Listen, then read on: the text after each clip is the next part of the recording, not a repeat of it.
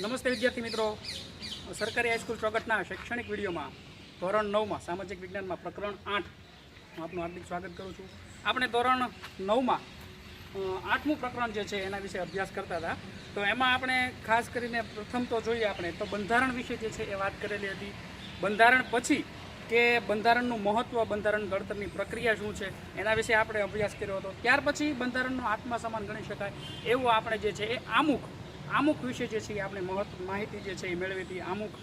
બંધારણનો જે અર્ગ, જે આત્મા જે ગણવામાં આવ્યો છે એના વિશે વાત કરી હતી. દુનિયાનું મોટામાં મોટું લેખિત દસ્તાવેજ ગણી શકાય એવું આપણું ભારતનો દસ્તાવેજ છે એના વિશે વાત કરી હતી. ત્યાર પછી બંધારણ આમુખ જે છે, આમુખનું મહત્ત્વ શું છે, આમુખના આધારસ્તંભો ક્યાં છે, એ આમુખના આધારસ્તંભો આના વિશે પણ આપણે જે છે એ અભ્યાસ કર્યો હતો. ત્યાર પછી હવે પછીના અત્યારે આપણે જે છે એ બંધારણના મૂળભૂત લક્ષણો કે જેના વિશે આપણે અભ્યાસ કરવાના છીએ કે બંધારણના મૂળભૂત લક્ષણો કયા છે, કે જેના આધારે કઈ કઈ જોગવાઈ જે કરવામાં આવેલી છે એના મુખ્ય લક્ષણો કયા છે, તો એના વિશે આપણે અભ્યાસ કરવાના છીએ. તો બંધારણના મુખ્ય મૂળભૂત લક્ષણો જોઈએ તો આપણે 14 જેટલા મૂળભૂત લક્ષણો એના જોવા મળે છે. તો એમાંનું પ્રથમ જોઈએ આપણે તો લેખિત દસ્તાવેજ જે છે. બંધારણના મૂળભૂત લક્ષણોમાં પ્રથમ જે છે એ લેખિત દસ્તાવેજ છે, એનું મૂળભૂત લક્ષણ. ત્યાર પછી આપણે જોઈએ તો બંધારણનું કદ, એનું બીજું લક્ષણ છે.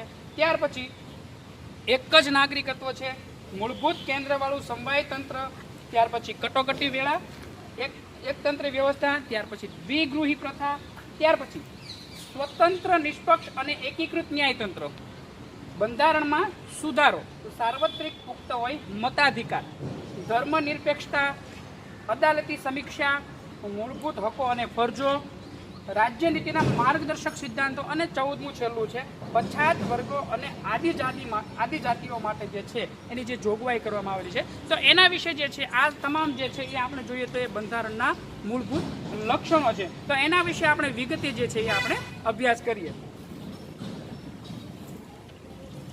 બંધારણના મૂળભૂત લક્ષણોમાં આપણે પ્રથમ જે છે એ આપણે જોઈએ લેખિત દસ્તાવેજ. તો એના વિશે આપણે વાત કરીએ તો ખાસ કરીને 26મી જાન્યુઆરી 1950થી અમલમાં આવેલ વિશ્વના સૌથી મોટા, વિસ્તૃત અને વિગતપૂર્ણ ભારતના લેખિત બંધારણના કેટલાક વિશિષ્ટ અને મૂળભૂત લક્ષણો જે છે એ આ જણાવ્યા પ્રમાણે છે. એટલે કે 26મી જાન્યુઆરી 1950થી આપણું બંધારણ જે છે એ અમલમાં આવ્યું છે. અને ત્યાર પછી જે છે કે આપણા બંધારણના વિશિષ્ટ પ્રકારના જે લક્ષણો જેને આપણે ગણી શકીએ કે એ આપણે એના વિશે અભ્યાસ કરવાના છે. તો એમાંનું પ્રથમ જે છે એ લેખિત દસ્તાવેજ જે છે કે એના વિશે આપણે જોઈએ. બ્રિટન અને ઇઝરાયલના અપવાદ સિવાય ભારત સહિત દુનિયાના બધા જ લોકશાહી દેશના બંધારણ લેખિત સ્વરૂપે છે. એટલે કે વિશ્વના તમામ દેશોમાં છે, એમાં માત્ર ને માત્ર બ્રિટન અને ઇઝરાયલને બાદ કરતા જેટલા લોકશાહી દેશો જે છે વિશ્વના, એમાં ભારત સહિત દુનિયાના બધા જ લોકશાહી દેશના બંધારણ લેખિત સ્વરૂપે જે છે એ આપણને જોવા મળે છે. ભારતની સામાજિક, ભૌગોલિક, બહુવિધ પરિસ્થિતિ અને પૂર્વ ઇતિહાસને ધ્યાનમાં લઈને બંધારણ સભાએ બંધારણ લેખિત સ્વરૂપે રાખવાનું મુનાસિબ માન્યું હતું. એટલે કે શા માટે લેખિત સ્વરૂપમાં આપણું બંધારણ જે છે, આપણો દસ્તાવેજ જે છે એ રાખવામાં આવ્યો છે, એનું મુખ્ય કારણ શું હોઈ શકે? તો કે ભારતની સામાજિક, ભૌગોલિક, બહુવિધ પરિસ્થિતિ, આ તમામ પરિસ્થિતિઓ જે છે એને સાંકળીને ભારતની સામાજિક, ભૌગોલિક, બહુવિધ પરિસ્થિતિ અને પૂર્વ ઇતિહાસને ધ્યાનમાં લઈને બંધારણ સભાએ જે છે એ આપણા બંધારણને લેખિત સ્વરૂપમાં રાખવાનું નક્કી કર્યું છે. ત્યાર પછી જોઈએ તો કે બંધારણનું કદ.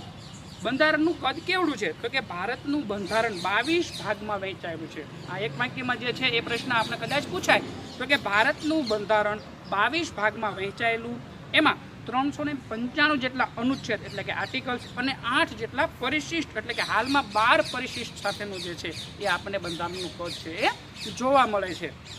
આ બંધારણમાં કેન્દ્ર અને રાજ્યની શાસન વ્યવસ્થા અને તેમના આંતર સંબંધો, લોકોના મૂળભૂત હકો, ફરજો, રાજ્યનીતિના માર્ગદર્શક સિદ્ધાંતો, ન્યાયતંત્ર, ચૂંટણી પંચ, સ્થાનિક સ્વરાજ્યની સંસ્થાઓ, લઘુમતી, પછાત અને વંચિત સમૂહો માટેની ખાસ જોગવાઈ કરવામાં આવેલી છે. એટલે કે આ જે રચવામાં આવેલું છે, આર્ટિકલ બનાવવામાં આવેલું છે, પરિશિષ્ટ બનાવવામાં આવેલા છે, તો એમાં કયા કયા પ્રકારની વાતોને જે છે એ સમાવવામાં આવી છે, એમાં કઈ કઈ બાબતને સમાવવામાં આવી છે? તો કે આમાં જે છે આપણે ખાસ કરીને જોઈએ તો કે રાજ્યની શાસન વ્યવસ્થા, ત્યાર પછી આંતર સંબંધો, લોકોના મૂળભૂત હકો, મૂળભૂત ફરજો, રાજ્ય નીતિના માર્ગદર્શક સિદ્ધાંતો, ન્યાયતંત્ર, ચૂંટણી પંચ, સ્થાનિક સ્વરાજ્યની સંસ્થાઓ, લઘુમતીઓ અને પછાત વર્ગ માટે જે છે, વંચિત સમૂહો જે છે એના માટેની ખાસ પ્રકારની જોગવાઈઓ, આ બધી વસ્તુને જે છે કે એમાં આવરી લેવામાં આવેલી છે.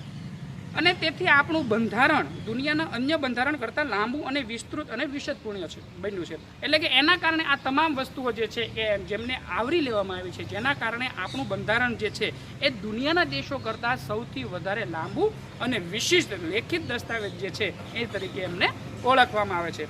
ત્યાર પછીનું આપણે ત્રીજું લક્ષણ જોઈએ તો એક જ નાગરિકત્વ. અમેરિકા જેવા દેશમાં દરેક વ્યક્તિ બેવડું નાગરિકત્વ ધરાવે છે. એટલે કે એક યુનાઇટેડ સ્ટેટ્સ અને યુનાઇટેડ સ્ટેટ્સ ઓફ અમેરિકા અને બીજું તે પોતે જે તે રાજ્યમાં વસવાટ કરતા હોય ત્યાંનું રાજ્ય. આપણે ખાસ કરીને વાત કરીએ એક જ નાગરિકત્વ, તો મુખ્યત્વે આપણે જોતા હોઈએ કે અમેરિકા જેવા દેશ જે છે તો એ જગ્યાએ વધારે પ્રમાણમાં આપણે જોઈએ તો બેવડું નાગરિકત્વ જે છે એ લોકો ધરાવે છે. બેવડું નાગરિકત્વ એટલે બંને જગ્યાએ જે છે એ મતદાન કરી શકે. જેમ કે અમેરિકાના લોકો જે છે એ બેવડું નાગરિકત્વ ધરાવે છે. એટલે કે એક એના પોતાના દેશનું યુનાઇટેડ સ્ટેટ્સ ઓફ અમેરિકા અને બીજું જે તે જગ્યાએ જે તે રાજ્યમાં એ પોતે વસવાટ કરતી હોય ત્યાંનું પણ નાગરિકત્વ ધરાવે છે. જ્યારે ભારતમાં કેવું છે, જ્યારે ભારતમાં ગમે તે રાજ્યમાં આપણે રહેતા હોય પરંતુ આપણે એક જ નાગરિકત્વ એટલે કે ભારતીય જ નાગરિકત્વ ધરાવીએ છીએ. એટલે કે ભારતનું નાગરિકત્વ જે છે કોઈ પણ રાજ્યમાં આપણે વસવાટ કરતા હોઈએ છીએ છતાં ભારતનું નાગરિકત્વ જે છે એક જ જગ્યાનું ગણવામાં આવે છે.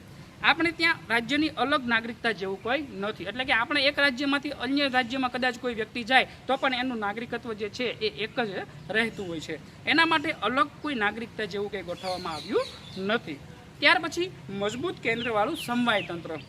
ભારતના બંધારણમાં ક્યાંય ફેડરલ શબ્દનો એટલે કે સમવાય શબ્દનો ઉપયોગ થયો નથી. બંધારણ ભારતને રાજ્યોનો સંઘ તરીકે જ વર્ણવે છે. એટલે કે બંધારણ જે છે એ ભારતના રાજ્યો જે છે એ બધાને એક સંઘ તરીકે જ રજૂ કરતા હોય, વર્ણવતા હોય એવું દર્શાવે છે.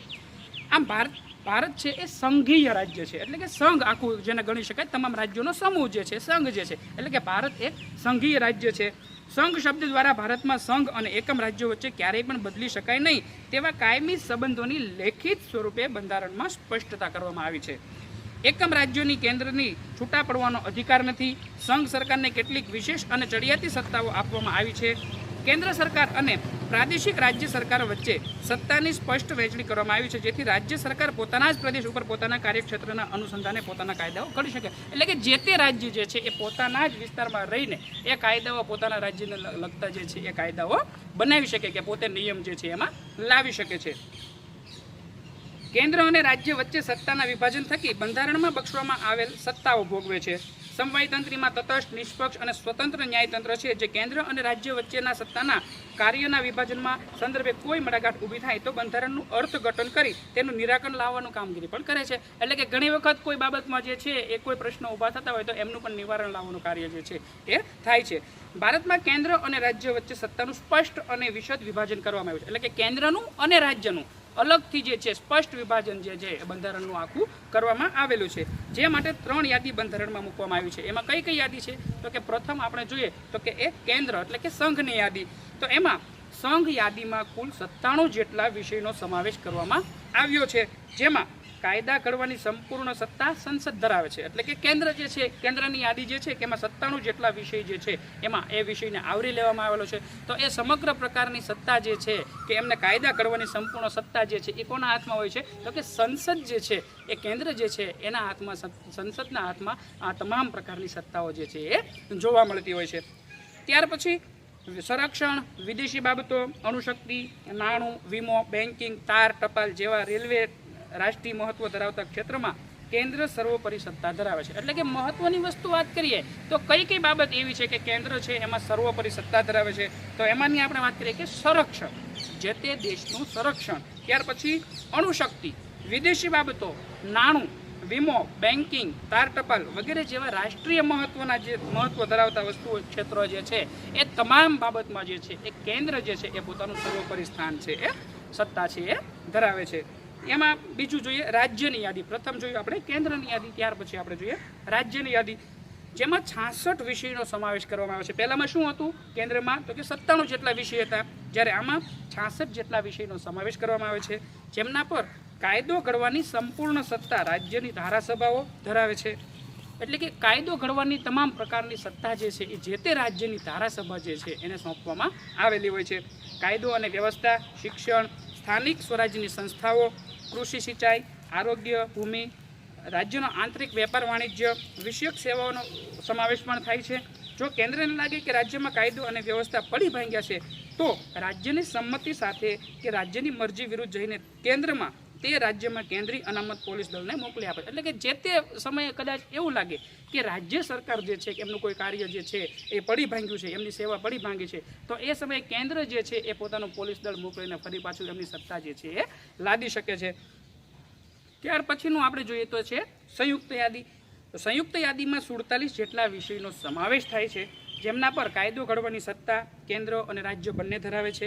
પરંતુ જ્યારે ઘણી વખત એવું વસ્તુ બનતી હોય છે કે રાજ્યના કેટલાક કાયદામાં વિવાદ કે સંઘર્ષ ઊભો થાય ત્યારે ત્યાં કેન્દ્રનો કાયદો ચડિયાતો અને સર્વોપરી કરાય. એટલે કે રાજ્ય અને કેન્દ્ર વચ્ચે ક્યારેક કોઈ વાદ વિવાદ ઊભા થયા હોય છે તો એ સમયે શું થાય છે, એ સંઘર્ષમાં શું થાય છે તો કે એ સમયે કેન્દ્રનો કાયદો જે છે એ સૌથી ચડિયાતો માનવામાં આવે છે.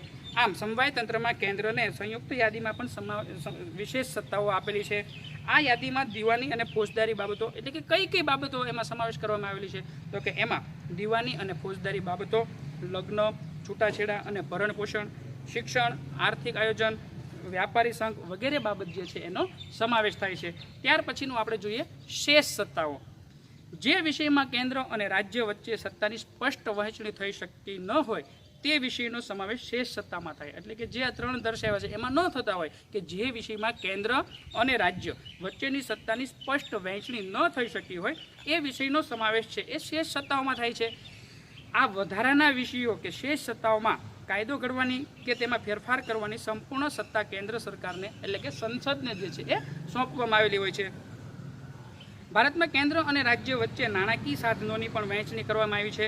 આબકારી, જકાત, આયાત નિકાસ, જકાત, આવકવેરો વગેરે વધુ આવકો આપતા કેન્દ્રને પણ ફાળવવામાં આવેલા છે. જ્યારે વેચાણ વેરો, મનોરંજન વેરો, મહેસૂલ, શિક્ષણ વેરો જેવી ઓછી આવક ધરાવતા સાધનો રાજ્યને ફાળવવામાં આવે. એટલે કે અમુક જે છે વેરા જે છે એ કેન્દ્રને હોય છે, અમુક જે છે એ રાજ્યને આપવામાં આવે. તેથી રાજ્યોએ કેન્દ્ર પાસેથી ગ્રાન્ટ સ્વરૂપે આર્થિક સહાયનો આધાર રાખવો પડે. એટલે કે મોટાભાગનું કેન્દ્ર સરકારને સોંપવામાં આવેલું હોય છે, જેના કારણે જે છે એ રાજ્ય સરકારે જે છે એ કેન્દ્ર સરકાર પાસે આર્થિક રીતે જે છે એ ગ્રાન્ટની જે છે જરૂરિયાત ઊભી રહેતી હોય એટલે કે ગ્રાન્ટ સ્વરૂપે આર્થિક સહાયનો આધાર રાખવો પડતો હોય છે. ત્યાર પછીનું આપણે જોઈએ કટોકટી વેળા એટલે કે એકતંત્રી વ્યવસ્થા. ભારતના બંધારણમાં 3 પ્રકારની કટોકટીની જોગવાઈ કરવામાં આવેલી છે.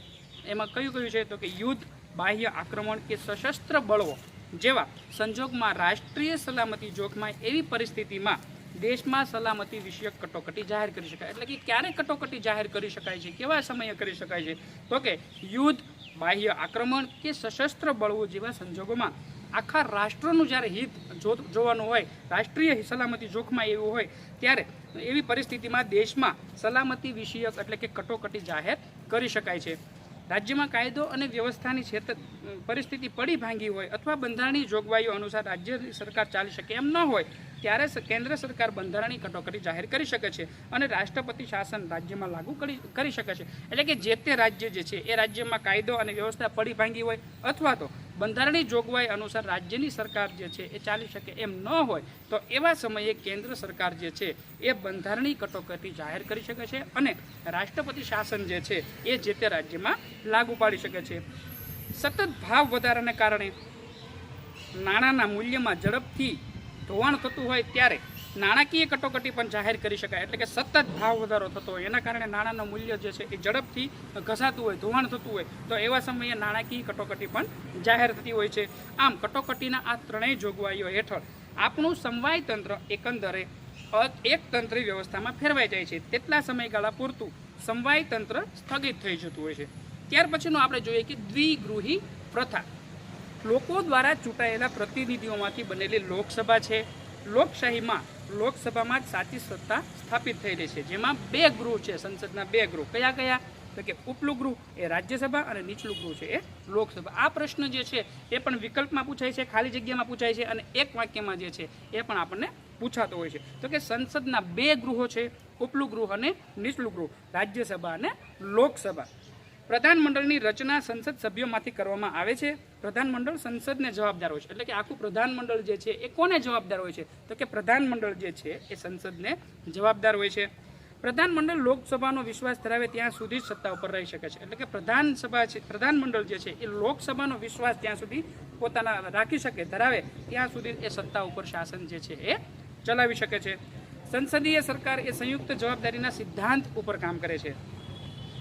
પ્રધાનમંડળમાં અત્યંત મહત્વના નિર્ણય લેવાતા હોય છે. એટલે કે પ્રધાનમંડળ જે છે કે એમાં ખૂબ જ અગત્યના દેશના જે છે એ નિર્ણયો જે છે એ લેવાતા હોય છે. કેન્દ્રમાં રાષ્ટ્રપતિના નામે તથા રાજ્યમાં રાજ્યપાલના નામે વહીવટ ચાલતો હોવા છતાં ખરેખર જે ખાસ કરીને આપણે વાત કરીએ કે જે તે કેન્દ્ર હોય તો ત્યાં મોટા પ્રકારનો વહીવટ જે છે એ રાષ્ટ્રપતિના હાથમાં હોય છે અને જે તે રાજ્ય હોય છે ત્યાં રાજ્યપાલના હાથમાં વહીવટ જે છે એ હોય છે. પરંતુ આપણે ખાસ કરીને જોઈએ કે કેન્દ્રમાં રાષ્ટ્રપતિના નામે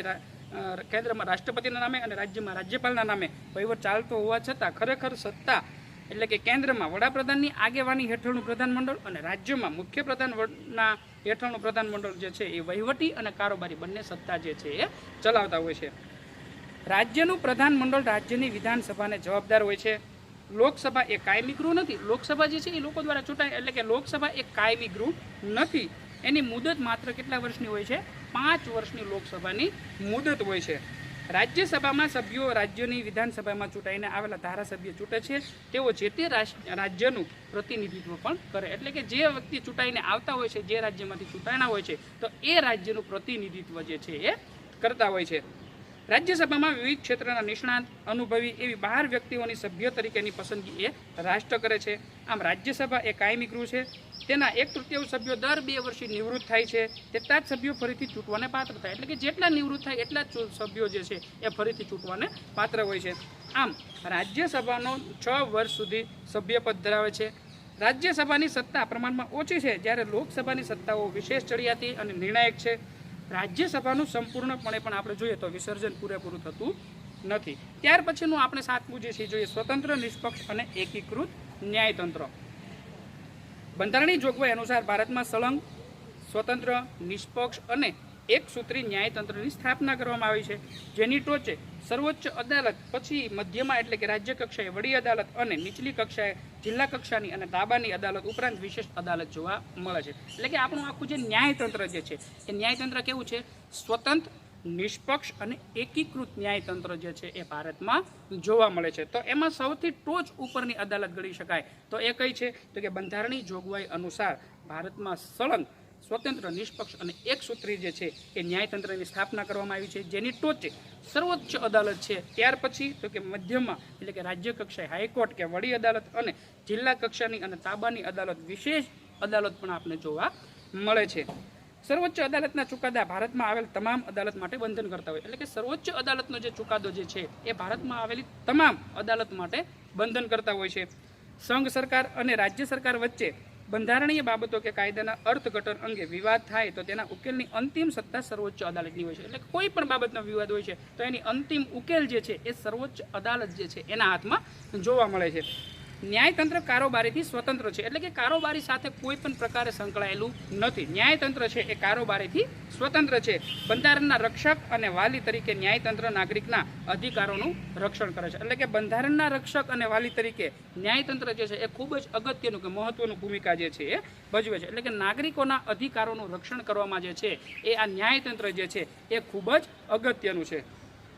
ત્યાર પછી આપણે જોઈએ કે બંધારણમાં સુધારો. ભારતીય બંધારણ અન્ય દેશના બંધારણ કરતાં પરિવર્તનશીલ છે. એટલે કે ભારતીય બંધારણ છે અન્ય દેશના બંધારણ કરતાં જે આપણે જોઈએ તો પરિવર્તનશીલ જોવા મળે છે. સમય અને સંજોગોને આધીન બંધારણમાં ફેરફાર કરવાની જરૂર પડતી હોય. એટલે કે જેમ જેમ સમયની બદલાતો હોય છે એ પ્રમાણે સમય અને સંજોગોના આધીન આપણે જોઈએ કે બંધારણમાં અમુક ફેરફાર જે છે એ કરવાની જરૂરિયાત પડતી હોય છે. બંધારણમાં ફેરફારની કલમને 3 ભાગમાં વહેંચવામાં આવી છે. અમુક જોગવાઈઓ સંસદમાં હાજર અને મત આપતા સભ્યોની સાદી બહુમતી સુધારો કરી શકાય. એટલે કે કઈ કઈ બાબતથી આપણે જે છે એ બંધારણમાં સુધારો છે એ કરી શકીએ તો કે અમુક જોગવાઈમાં સંસદના હાજર અને મત આપતા સભ્યોની સાદી બહુમતીથી સુધારો કરી શકાય છે. ત્યાર પછી અમુક જોગવાઈમાં સંસદના બંને ગૃહોની કુલ સભ્ય સંખ્યાની બહુમતી અને તેમજ હાજર તેમજ મત આપતા સભ્યોની એટલે કે 2/3 સ્પષ્ટ બહુમતી ફેરફાર થઈ શકે. ત્યાર પછી બંધારણના અમુક ભાગમાં સુધારો કરવા માટે સંસદના બંને ગૃહોની કુલ સભ્ય સંખ્યાની બહુમતી તેમજ હાજર અને મત આપતા સભ્યોની 2/3 એટલે કે બહુમતી ઉપરાંત અડધા કરતાં વધુ ઘટક રાજ્યની વિધાનસભા ગૃહની મંજૂરી જરૂરી છે. એટલે કે એવી રીતે જે છે એ આપણે બંધારણમાં જે છે એ આપણે સુધારો છે એ આપણે કરી શકતા હોય છે. ત્યાર પછી આપણે જોઈએ કે કેન્દ્ર અને રાજ્યના આંતર સંબંધો કે ઉચ્ચ ન્યાયતંત્રના માળખામાં સુધારો કરવાનો હોય ત્યારે કુલ રાજ્યના ઓછામાં ઓછા અડધા રાજ્યની સંમતિ કરી શકાય છે. એટલે કે કેન્દ્ર અને રાજ્યના આંતર સંબંધો કે ઉચ્ચ ન્યાયતંત્રના માળખામાં જ્યારે સુધારો કરવાનો હોય ત્યારે શું હોય તો કે કુલ રાજ્યોના ઓછામાં ઓછા અડધા રાજ્યોની સંમતિ જે છે એ હોવી જોઈએ. ન્યાયિક ચુકાદાના આધારે પણ સંસદ દ્વારા બંધારણમાં સુધારો કરવામાં આવે છે. બંધારણના મૂળભૂત માળખામાં ફેરફાર કરી શકાય નહીં. એટલે કે બંધારણનું જે મૂળભૂત માળખું છે એમાં કોઈ પણ પ્રકારનો ફેરફાર કરી શકવામાં આવતો નથી. બંધારણની ઘણી બાબતમાં સંસદની સાદી બહુમતીથી સુધારો કરી શકાતો હોવાથી બંધારણ સુપરિવર્તનશીલ અને લચીલું ગણાય, પરંતુ કેટલીક બાબતમાં બંધારણમાં સાદી બહુમતીથી સુધારો થઈ શકતો નથી. રાજ્યના અનુમોદન વગર સુધારો શક્ય ન હોવાથી તેટલા અંશે તે દુષ્કર છે. આમ બંનેનું મિશ્રણ ભારતીય બંધારણનું આગવું લક્ષણ જોવા મળે છે. ત્યાર પછીનું આપણે જોઈએ કે સાર્વત્રિક પુખ્ત વય મતાધિકાર. આના વિશે જે છે અગાઉ આગળ આપણે અભ્યાસ કર્યો હતો કે ભારતમાં ખાસ કરીને આપણે વાત કરીએ કે સાર્વત્રિક પુખ્ત વય મતાધિકાર એટલે શું, તો કે ભારતમાં સાર્વત્રિક પુખ્ત વય મતાધિકાર એટલે ભારતમાં બંધારણમાં 18 વર્ષની ઉંમરના તમામ નાગરિકને કોઈ પણ જાતના ધર્મ, જાતિ, શિક્ષણ, લિંગ, આવક, કોમ, મિલકત કે જન્મસ્થાન જેવા કોઈ પણ જાતના ભેદભાવ મુક્ત રીતે દરેક નાગરિકને સમાન મતાધિકાર આપવો એ ખરેખર પ્રગતિશીલ અને હિંમતભર્યું પગલું છે. કોઈ પણ ભારત દેશનો વ્યક્તિ હોય, 18 વર્ષથી વધારે ઉંમર હોય તો એમની સાથે કોઈ પણ જાતના ધર્મના, જાતિના, શિક્ષણ, લિંગ, આવક, કોમ, મિલકત કે જન્મસ્થાન જેવા કોઈ પણ જાતના ભેદભાવ મુક્ત રીતે દરેક નાગરિકને સમાન મતાધિકાર આપવો એ ખરેખર તમામને સમાન મતાધિકાર આપવો એ ખરેખર પ્રગતિશીલ અને હિંમતભર્યું પગલું છે. મતાધિકારને કારણે લોકશાહીમાં પ્રત્યેક નાગરિકને ચૂંટણી સમયે પોતાની પસંદગીના ઉમેદવારને મત આપીને ચૂંટવાનો અધિકાર મળે છે. એટલે કે જે મતાધિકાર જે છે એ પોતાના પસંદગીના ઉમેદવારને જે છે એ મત આપીને એમને ચૂંટવાની કે પસંદગી કરવાની તક મળે છે, અધિકાર મળે છે. ચૂંટણીઓમાં યુવા મતદારોની ઉત્તરોત્તર વધતી સંખ્યા, સજાગતા, ઉમળકો, મતદાન જાગૃતિના કારણે મતદાનનું વધેલું પ્રમાણ, આમ રાજકીય ક્ષેત્રે યુવા શક્તિઓની સક્રિયતા એ લોકશાહીની પરિપક્વતા અને સફળતાની નિશાની છે. એટલે કે યુવાનો દિવસે ને દિવસે આ મતદાન જે છે એની પ્રક્રિયા જે છે એ વધી રહી છે કે જેના કારણે શું થાય છે તો કે ઉત્તરોત્તર વધતી જતી સંખ્યા, ત્યાર પછી સજાગતા, ઉમળકો, જાગૃતિ આ વગેરે બાબત જેવી છે એ લોકશાહીની પરિપક્વતાની સફળતાની નિશાની છે. ત્યાર પછીનું આપણે જોઈએ કે ધર્મનિરપેક્ષતા. આ અંગે પણ આપણે અગાઉ જોયું છું કે ભારતીય બંધારણમાં સર્વ ધર્મ તરફ સમાન દ્રષ્ટિ અને સમાન આદર ભાવનો સ્વીકાર થયો છે. તમામ ધર્મને જે છે એ એક સમાન ગણવામાં આવે છે. રાજ્ય દ્વારા કોઈ પણ ધર્મને ઉત્તેજન કે ટેકો નહીં. રાજ્ય દ્વારા કોઈ પણ ધર્મને જે છે એ ટેકો આપવામાં આવે નહીં. રાજ્યને કોઈ પણ ધર્મ કે સંપ્રદાય નથી. એટલે કે રાજ્યને જે છે એ કોઈ પણ પ્રકારનો પોતાનો ધર્મ કે કોઈ પણ સંપ્રદાય પણ નથી. રાજ્ય છે એ કેવું છે? તટસ્થ છે. ભારતીય બંધારણ કોમી પક્ષપાત કે ધાર્મિક બાબતોથી પર છે. રાજ્ય કોઈ પણ નાગરિક પ્રત્યે ધર્મના આધારે ભેદભાવ રાખતું નથી. એટલે કોઈ પણ રાજ્ય છે એ કોઈ પણ વ્યક્તિ પ્રત્યે કે ધર્મ પ્રત્યે કોઈ પણ નાગરિક પ્રત્યે ધર્મના આધારે ભેદભાવ રાખી શકતું નથી. ધર્મના અનુયાયીઓએ પોતાની પસંદગીની ધાર્મિક માન્યતા, શ્રદ્ધા અને આસ્થા અનુસાર ધર્મનું પાલન કરવાની, પ્રચાર પ્રસાર કરવાની સ્વતંત્રતા બંધારણમાં આપવામાં આવે છે. જો કે ભારતીય બંધારણમાં ધાર્મિક લઘુમતીઓને કેટલીક વિશેષ અધિકાર અને સવલત આપવામાં આવેલી છે. આમ સમાન નાગરિક ધારાની જોગવાઈએ માર્ગદર્શક સિદ્ધાંતમાં આ બાબતો ધાર્મિક સિદ્ધાંતોમાં સમાવી આ બાબતો ધર્મનિરપેક્ષ રાજ્યને ઘોષિત કરે. એટલે કે કોઈ પણ રાજ્ય છે એ કોઈ પણ ધર્મ સાથે સંકળાયેલું નથી. આમ ધર્મ જે છે એ પોતાની રીતે સ્વતંત્ર છે. ત્યાર પછી આપણે જોઈએ અદાલતી સમીક્ષા. અદાલતી સમીક્ષા બંધારણનું વિશિષ્ટ લક્ષણ છે. સંઘ અને રાજ્યો દરેક પોતાના કાર્યક્ષેત્રમાં જ રહીને જે કામ કે વહીવટ કરે એ જોવાની સત્તા અદાલતને સોંપવામાં આવી છે. સંસદની સત્તાઓને અવગણ્યા વગર અદાલતી સમીક્ષા વિશેના સિદ્ધાંતો વચ્ચે એક સુમેળ સ્થાપવાનો પ્રયાસ બંધારણમાં કર્યો છે. સંસદ કે ધારાસભાએ ઘડેલા કાયદાઓ અને બહાર પાડેલા આદેશો, વટ હુકમો, અદાલતી ચુકાદાઓ અને બંધારણીય સુધારાઓની સમીક્ષા કરવાની સત્તા અદાલતને આપવામાં આવી છે. આમ અદાલતને જો એમ ખાતરી થાય કે ઘડવામાં આવેલ કાયદાઓ, સુધારાઓ કે બહાર પાડેલા હુકમો બંધારણની મૂળ જોગવાઈ સાથે સુસંગત નથી તો તેને અદાલત ગેરબંધારણીય ઠેરવીને રદબાતલ પણ કરી શકે. એટલે કે જે તે વહીવટ જે છે, અદાલત જે છે, અદાલતને કદાચ એવી વસ્તુ લાગે કે જે કાયદાઓ છે, સુધારાઓ છે, જાહેરનામા છે, બહાર પાડેલા હુકમો છે એ જોગવાઈ સાથે સુસંગત થતા નથી, તો એ બાબતને જે છે એ અદાલત ગેરબંધારણીય ઠેરવીને એમને રદ પણ કરી શકે છે. ત્યાર પછી મૂળભૂત હકો અને ફરજો. ભારતના લોકો એક સ્વતંત્ર રાષ્ટ્રના નાગરિક તરીકે ગૌરવપૂર્ણ જીવન જીવી શકે તે માટે બંધારણમાં મૂળભૂત હકો જે છે એ આપવામાં આવ્યા છે. એટલે કે ભારતના લોકો જે છે એક સ્વતંત્ર રાષ્ટ્રના નાગરિક તરીકે ગૌરવપૂર્ણ જીવન જીવી શકે એના માટે તમામ લોકોને જે છે એ મૂળભૂત હક આપવામાં આવ્યા છે. સર્વાંગી વિકાસ સાથે રાષ્ટ્રના વિકાસ માટે જરૂરી સ્વતંત્રતાની ખાતરી સાથે હક અને ફરજો એ લોકશાહીની સમાજની મહામૂલી મૂડી છે. એટલે કે સર્વાંગી વિકાસની સાથે સાથે રાષ્ટ્રના વિકાસ માટે પણ જરૂરી સ્વતંત્રતાની ખાતરી સાથે હક અને ફરજો એ લોકશાહી એટલે કે સમાજની મહામૂલી મૂડી ગણી શકાય. બંધારણીય ઇલાજનો હક તથા 6 થી 14 વર્ષ સુધીના બાળકોને ફરજિયાત શિક્ષણ આપવાનો હક પણ બંધારણમાં આપ્યો છે. એટલે કે બંધારણીય ઇલાજનો હક પણ આપ્યો છે, સાથે સાથે 6 થી 14 વર્ષના ઉંમરના બાળકો જે છે એમને ફરજિયાત વિનામૂલ્યે શિક્ષણ આપવાનો હક પણ બંધારણમાં આપવામાં આવેલો છે. ત્યાર પછી આપણે જોઈએ રાજ્યનીતિના માર્ગદર્શક સિદ્ધાંતો. લોકોના રક્ષણ સલામતીની સાથે કલ્યાણ સાધવાનો પ્રયાસ રાજ્યએ કરવાનો હોય છે.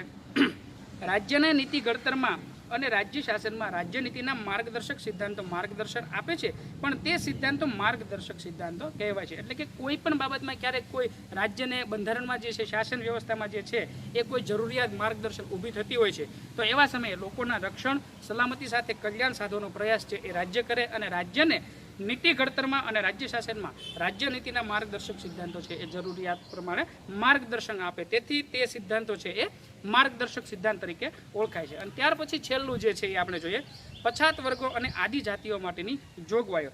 સમાજના પછાત વર્ગો કે પછાત જાતિઓ કે વંચિત સમુદાયના ઉત્કર્ષ અને તેઓને સામાન્ય પ્રવાહમાં ભેળવવા માટે સક્ષમ બનાવવા માટે ભારતના બંધારણમાં વિશેષ જોગવાઈ કરવામાં આવી છે.